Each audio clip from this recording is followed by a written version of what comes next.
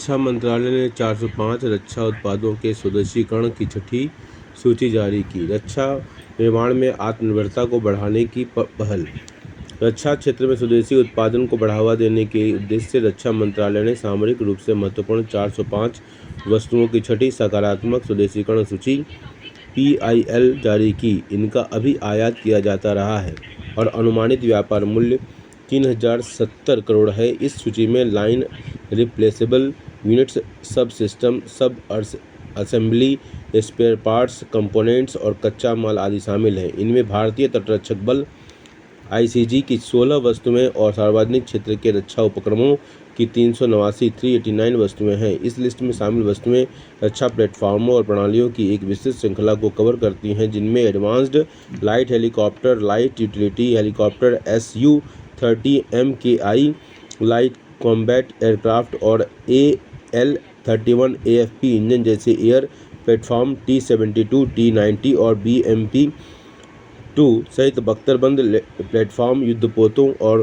कोकर्स M, इवार और MRSM जैसी missile प्रणालियां हैं। इसके साथ ही रडार, सोनार, अग्नि नियंत्रण प्रणाली और उपग्रह संचार प्रणाली सहित रक्षा इलेक्ट्रॉनिक्स, उच्च विस्फोटक, टैंक रोधी गोला बारूद और अन्य महत्वपूर्ण रक्षा उपकरण हैं।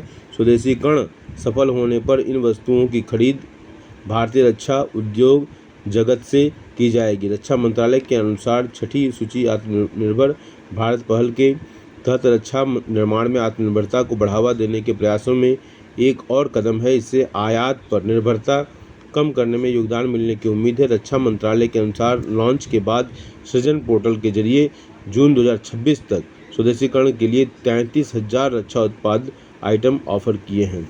तो इस प्रकार से ये जेम्स जो है हमारे प्लानिंग का एक जो ऑब्जेक्टिव था, ग्रोथ, इक्विटी, मॉडर्नाइजेशन और सेल्फ रिलायंस। तो सेल्फ रिलायंस के लिए इंपोर्ट सब्स्टिट्यूशन का हम शुरू से प्रयास करते रहे हैं, लेकिन ये आत्मनिर्भर भारत के तहत इसमें अमली जामा बहुत तेज़ गति से बनाया गया है और इसमें काफ़ी हद तक विशेषकर डिफेंस क्षेत्र में इसको महती सफलता मिली है, जो देश के लिए काफ़ी अच्छा माना जाएगा, क्योंकि इससे न केवल फॉरेन एक्सचेंज की बचत होगी बल्कि हम इसको एक्सपोर्ट करके फॉरेन एक्सचेंज अर्न भी करेंगे।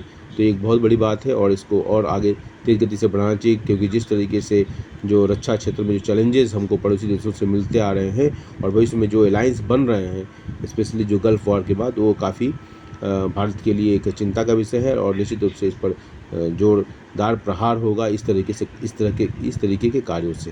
Thank you.